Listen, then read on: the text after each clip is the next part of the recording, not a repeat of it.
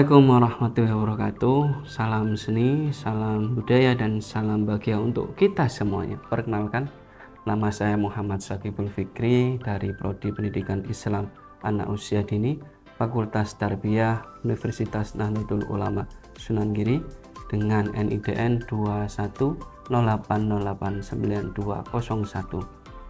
Riwayat pendidikan, saya sarjana di jurusan Pendidikan Seni Drama Tari dan Musik Universitas Negeri Surabaya dan Magister S2 di Institut Seni Indonesia Surakarta dengan jurusan Penciptaan dan Pengkajian Seni, khususnya di konsentrasi seni musik. Di program studi Pendidikan Islam Anak Usia Dini, saya mengempu mata kuliah sesuai dengan bidang yang saya tekuni, yakni berfokus pada bidang seni, khususnya bidang drama, tari, dan musik, yang dimana diimplementasikan dengan pendidikan anak usia dini. Pendidikan ini membutuhkan seni dalam pengajarannya seperti lagu, menyanyi, menggambar, berdrama, menari. Di antara mata kuliah yang saya ampu di Prodi Pendidikan Islam Anak Usia Dini Unigiri, yakni pendidikan drama, pendidikan tari, kemudian ada mata kuliah pengembangan seni, kemudian ada mata kuliah pengembangan suara dan musik, ada mata kuliah lagi seni islami, dan mata kuliah seni pada umumnya. Namun pada kali ini saya akan menyampaikan mata kuliah pembelajaran seni suara dan musik pada kesempatan kali ini. Mata kuliah ini adalah muatan prodi dengan bobot SKS 3 dengan prasyarat mahasiswa sebelumnya harus lulus pada kuliah pengembangan seni anak usia dini. Pada mata kuliah pembelajaran seni suara dan musik ini, materi pembelajarannya adalah berupa teori dan lebih banyak bersifat praktek. Mata kuliah ini akan membahas tentang telaah konsep dan metode pengembangan musik pada anak usia dini dengan menyusun dan memprogramkan stimulasi perkembangan musik secara terpadu pada anak usia dini untuk proses pembelajarannya. Karena kita tahu bahwa di pendidikan anak usia dini banyak menggunakan nyanyian, banyak menggunakan lagu-lagu seperti lagu Balonku, lagu Bintang Kecil, Anak Kambing Saya, dan berbagai macam lagu-lagu anak yang diintegrasikan dengan bahan pembelajarannya. Maka mata kuliah ini membekali mahasiswa agar mampu menggunakan dan mengembangkan lagu-lagu untuk proses pembelajaran anak usia dini. Materi pembelajaran yang akan disampaikan sesuai dengan RPS yang kami susun, yakni yang pertama adalah pengantar seni untuk merefleksikan pembelajaran sebelumnya pada mata kuliah pengembangan seni. Kemudian yang kedua menjelaskan tentang seni musik secara umum, apa itu pengertiannya dan sebagainya. Yang ketiga, menjelaskan seni musik dalam perkembangan anak usia dini. Yang keempat, menjelaskan karakter-karakter lagu anak usia dini.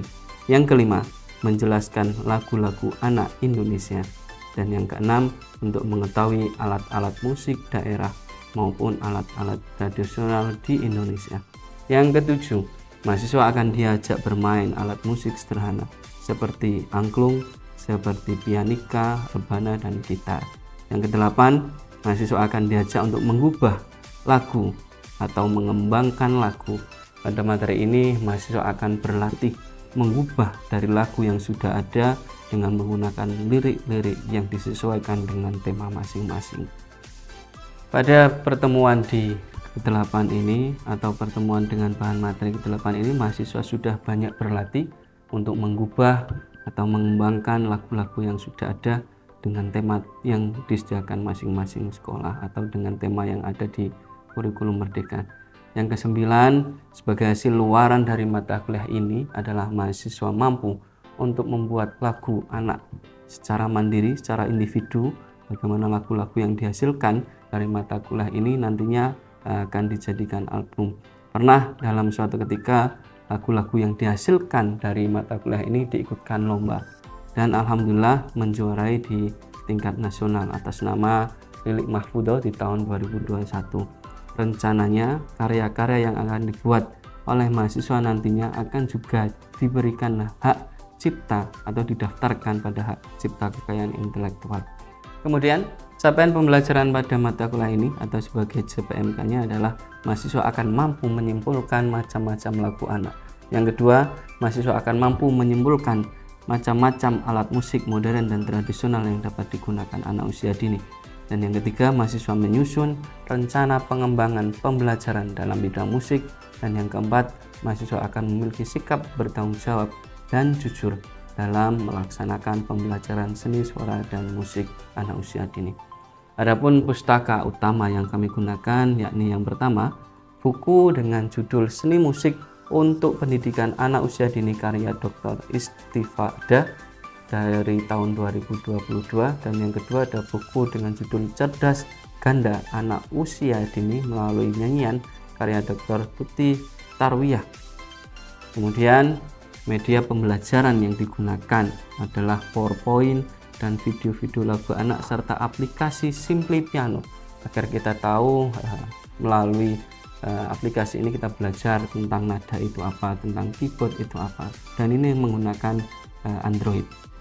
Kemudian adapun alat peraga yang disediakan dari kampus adalah berupa seperti angklung, ada pianika, ada piano, ini ada keyboard dan gitar, atau bahkan ada alat-alat musik untuk anak seperti tamborin, kemudian ada rebana kecil dan sebagainya.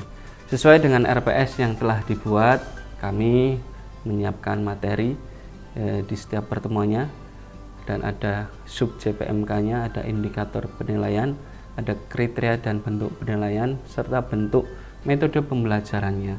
Jadi materi pembelajaran sesuai dengan RPS. Adapun juga bobot penilaian yang pertama seperti komponen penilaian tugas sebesar 20%, UTS 20%, UAS berupa karya lagu sebesar 40%, dan performa keaktifan kehadiran sebesar 20%.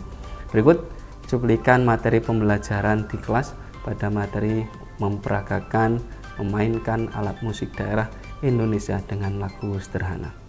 Assalamualaikum warahmatullahi wabarakatuh. Bagaimana kabarnya anak-anak?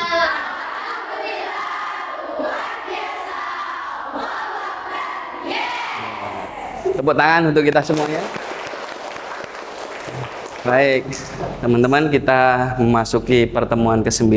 Sebelum memasuki mata kuliah, kita doa dulu sesuai dengan instruksi yang disampaikan oleh pimpinan, membacakan sholawat Al-Fatih. Monggo, ketua kelas silakan dipimpin. Teman-teman, marilah kita membaca sholawat Al-Fatih bersama-sama. Wahid, Ismail, Salat. Allahumma sholli wa sallim wa barik ala sayyidina Muhammadin al-fatih lima ughliq wal khatimi lima sabaqa nasiril haqqi bil haqqi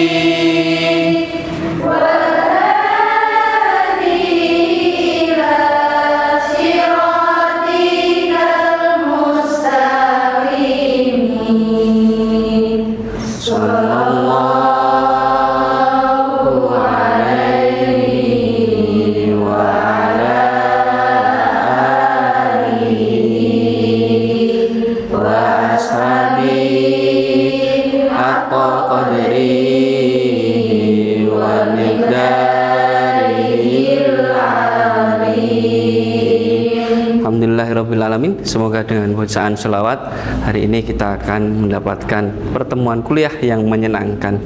Anak-anak mahasiswa semuanya, hari ini adalah materi dengan judul alat musik daerah tradisional Indonesia. Ada yang tahu alat musik tradisional Indonesia? Angkat tangan yang tahu. Ya, apa Bu contohnya Ibu? Angklung. Angklung. Ada yang lain? Ya Mbak? Gamelan. Gamelan. Baik. Sebelum itu nanti kita akan melihat materi yang akan disampaikan oleh Pak Fikri. Apakah benar angklung dan gamelan merupakan alat musik daerah di Indonesia? Yang pertama, tujuan pembelajaran kita hari ini adalah untuk mampu memperagakan, menunjukkan, memainkan alat musik tradisional dan modern. Khususnya untuk pertemuan kali ini kita akan belajar alat musik daerah atau tradisional. Kemudian secara konsep besarnya kita akan memberikan pengetahuan alat musik ya, terkait di musik daerah ataupun tradisional di Indonesia. Baik, ada pertanyaan kembali sebelum kita menuju ke materi selanjutnya terkait dengan lagu daerah yang kemarin kita sudah bahas. Lagu daerah apa yang Anda ingat saat masa kecil? Silakan tanda tangan. Saya Baik, Mbak Mila, ya silakan Mbak Mila. lagu Anak Kambing Saya. Selain itu ada yang lagi? Ya, Bu Yulis. Ampar-ampar pisang. Ambar-ambar pisang. Ada lagi? Mbak Ulfi, silakan Mbak Ulfi. Gundul-gundul pacul. Gundul-gundul pacul. Benar semuanya? Teman-teman masih ingat lagu itu semua? Masih. Baik. Itu adalah merupakan lagu daerah, lagu anak yang sering kita gunakan nantinya untuk proses pembelajaran di anak usia dini. Siap menjadi calon guru? Siap. Siap jadi pendidik anak usia dini? Siap. Kita lanjut. Ciri-ciri lagu daerah yang pertama, Mbak Ulfi bisa dibacakan nomor 1. Lagu daerah mengandung suatu makna, nilai-nilai kehidupan dan kebudayaan di kawasan setempat. Baik, selanjutnya Mbak Andin bisa dibaca nomor 2. Lagu daerah menggunakan bahasa daerah. Baik, Bu Yulis nomor 3 bisa dibaca. Memiliki irama serta melodi yang sederhana. Yang terakhir, silakan angkat tangan. Mbak Ayun, silakan Mbak Ayun. Beberapa lagu tidak dituliskan penciptanya. Baik, jadi teman-teman semuanya bahwa lagu daerah ya, itu mengandung makna dan nilai-nilai. Lir-ilir misalnya mengandung makna, nilai-nilai ya. Apa nilai-nilainya tentang ibadah misalnya. Kemudian contoh lagu daerah menggunakan bahasa daerah. Lir-ilir itu menggunakan bahasa Jawa. Ya, karena ada yang menyebutkan bahwa lir-ilir itu dari Jawa Tengah atau Jawa Timur. Ya. Kemudian memiliki irama melodi yang sederhana, tidak rumit. Lir-ilir atau anak kambing saya, mana di mana anak kambing saya. Kemudian yang keempat, beberapa lagu tidak dituliskan penciptanya. Kenapa demikian? Karena memang dulu lagu-lagu daerah itu hanya dinyanyikan sebagai tembang dolanan. Kemudian musik daerah. Ini terkait dengan musiknya sekarang. Kalau tadi lagunya, kalau sekarang musiknya. Musik daerah adalah musik yang telah hidup. Jadi sudah ada. Kemudian menjadi budaya suatu daerah tertentu selama ribuan tahun, bahkan mungkin sebelum beribu-ribu tahun yang lalu itu sudah ada. Setiap daerah musik tersebut memiliki ciri khas masing-masing, baik bentuknya maupun cara memainkannya maupun bunyinya. Ada yang bunyinya pakai logam, ada yang pakai bambu dan sebagainya. Kan kita lihat selanjutnya. Ini adalah contoh alat musik daerah atau alat musik tradisi di Indonesia. Yang pertama bisa kita lihat kendang paling ujung, ada kendang Jawa Timur, kemudian ada kecapi dari Sulawesi Barat, ada cengceng dari Bali yang kayak simbal kalau kita tahu itu, kemudian ada saluang itu ditiup dari Sumatera Barat, kemudian ada sampek dari Kalimantan Timur, ada angklung, ada tifa, ada sasando, ada gamelan dan sebagainya. Itu merupakan musik atau alat musik di daerah kita di Indonesia. Baik, pentingnya apa kita mengenal alat musik daerah? Pentingnya adalah kita mewarisi budaya bangsa sebagai pewaris yang nantinya sampean sebagai pendidik akan mewariskan kembali ke anak didik. Kalau tidak Anda yang mewarisi atau anak-anak kita, siapa yang akan mewarisi? Itu ya. Kemudian kita akan langsung dengan materi ini adalah bermain alat musik. angklung? Ada yang tahu angklung dari mana? Silakan Mbak Andin. Dari Jawa Barat, tepatnya daerah Sunda. Daerah Jawa Barat. Pernah ke Jawa Barat, teman-teman? Sekali-kali nanti kita dalam tour mungkin bisa ke Jawa Barat bareng-bareng, gitu ya. Baik, langsung saja menyingkat waktu. Angklung adalah alat musik yang berkembang di masyarakat Sunda. Oke. Jadi ini berkembang dulu di masyarakat Sunda. Kemudian alat musik ini dibuat dari bambu. Oke. Ini alat musiknya. Ini adalah fasilitas dari kampus yang disediakan berupa angklung, yang dimana bunyinya itu disebabkan oleh bunyi badannya sendiri atau dari goyangan dari badannya ini sendiri. Oke. Baik, kemudian angklung itu sudah terdaftar menjadi warisan budaya non bendawi di UNESCO tahun 2010. Jadi tidak main-main, angklung ini sudah menjadi warisan budaya dunia. Bukan hanya milik Sunda, Indonesia bahkan sudah dimiliki oleh dunia.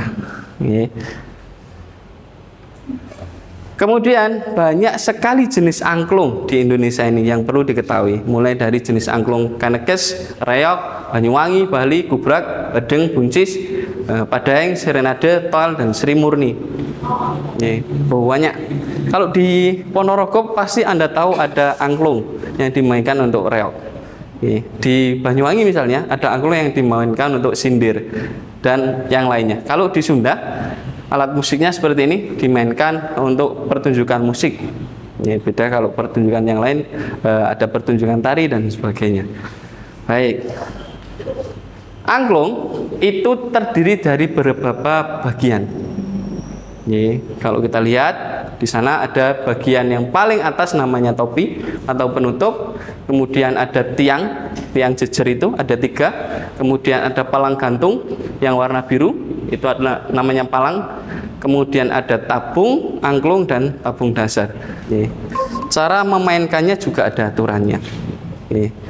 Tidak hanya semuanya digoyang begini, tapi ada aturannya.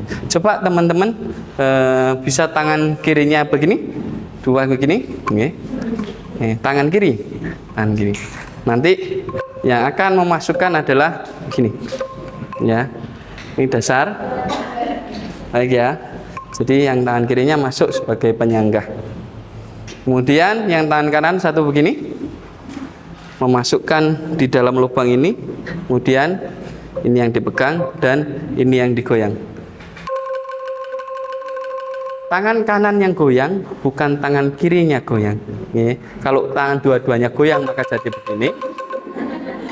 Kalau hanya tangan yang goyang, tangan kirinya diam akan bunyi. Bukan juga goyang semuanya. Ya. Jadi hanya diam untuk tangan kiri dan yang tangan kanan bergoyang. Siap untuk mencoba teman-teman? Siap? Ya, kita akan mencoba. Kita akan bagi menjadi 3 kelompok.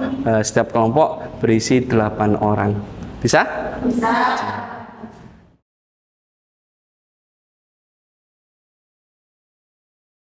Baik, teman-teman, kita sudah mengkelompokkan menjadi 3 kelompok.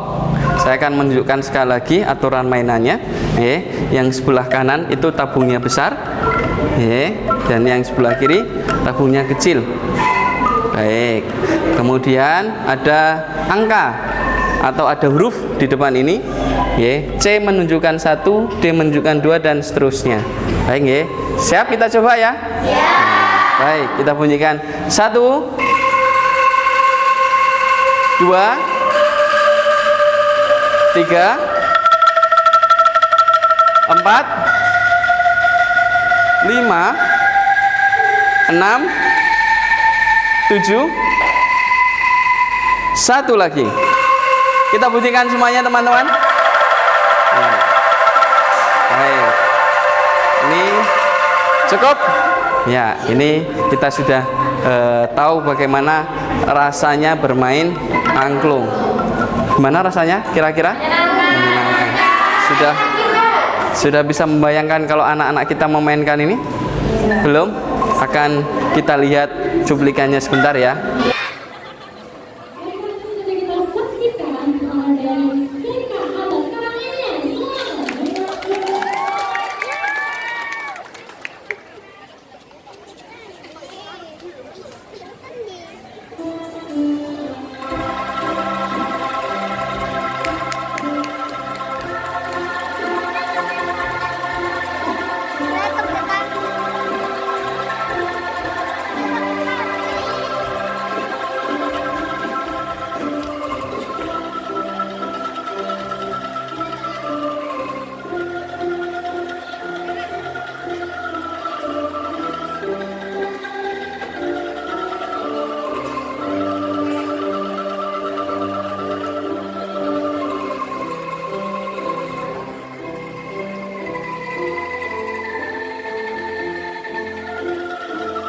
Baik teman-teman, setelah kita tahu bahwa ternyata anak TK juga bisa memainkan alat musik ini dan menjadi bagus, siap kita mengajarkannya pada anak-anak? Siap. Oleh sebab itu kita akan bekali dulu, saya akan membekali semuanya ini untuk berlatih angklung di depan. Siap ya? Baik, untuk kelompok 1 silakan maju dulu teman-teman.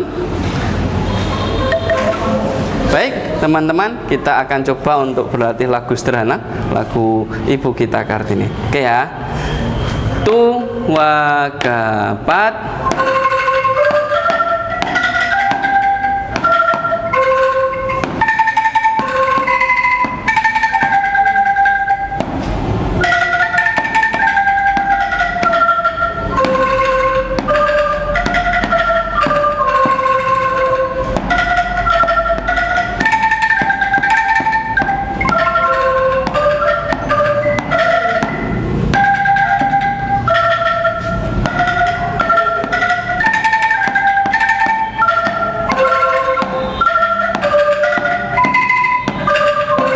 Oke, tepuk tangan semuanya. Baik, selanjutnya silakan duduk teman-teman. Ya, baik teman-teman, kita sudah tadi berlatih untuk satu kelompok. Sekarang giliran semuanya, kita akan mencoba dengan nyanyian secara lantang ya. Baik, saya hitung 1, 2, 3.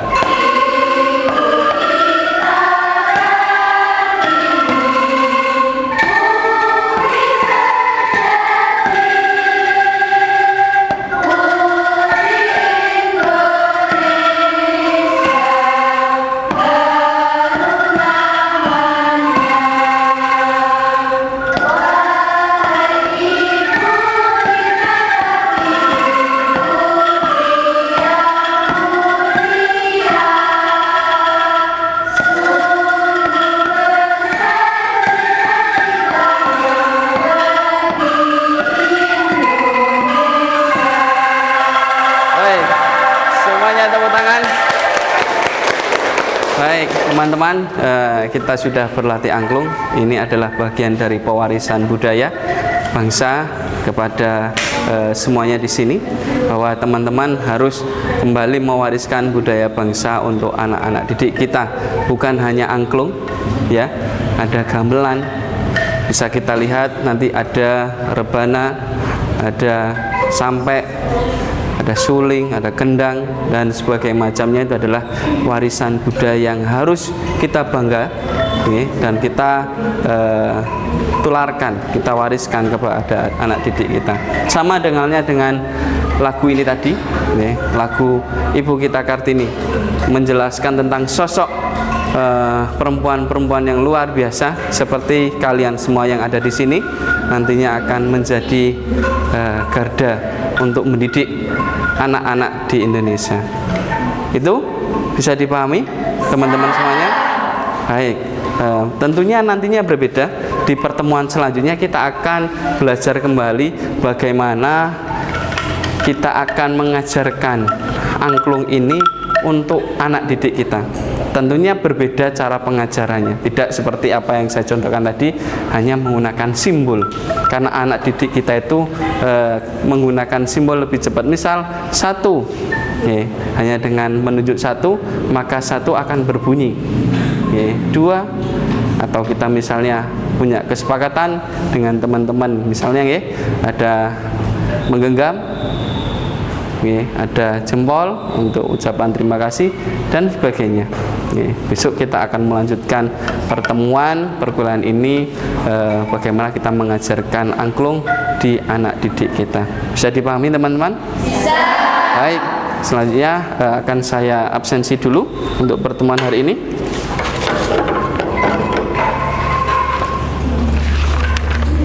Yang pertama ada Mbak Rida Qurrata Ayun, ada Mbak Zahra, ada Mbak Amila Putri, Ya, terima kasih semuanya sudah hadir untuk hari ini. Kurang lebihnya demikian. Ingat bahwa budaya adalah menjadi kebanggaan kita, menjadi kebanggaan orang Indonesia, dan kita adalah sebagai pewarisnya yang akan juga mewariskan untuk anak-anak didik kita. Kurang lebihnya demikian. Terima kasih untuk mata kuliah hari ini. Mohon maaf Assalamualaikum warahmatullahi wabarakatuh.